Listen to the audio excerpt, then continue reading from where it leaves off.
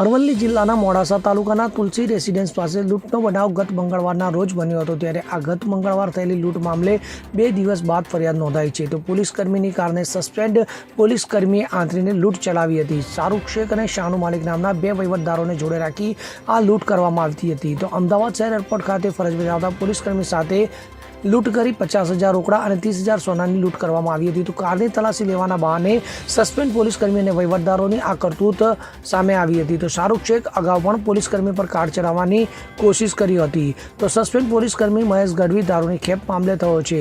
Suspend શાનુ Malik નામનો ઈશામ ચોગડાઈનો ગુનાહિત ઇતિહાસ પણ ધરાવે છે। તો સસ્પેન્ડ પોલીસકર્મી અને અન્ય 2 વહીવટદારો જિલ્લામાં છે આતંક છેલ્લા કેટલા સમયથી મચાવે છે। તો આ ત્રણેય ઈસમોમાંથી જિલ્લામાં પોલીસકર્મીઓ છે પરેશાન।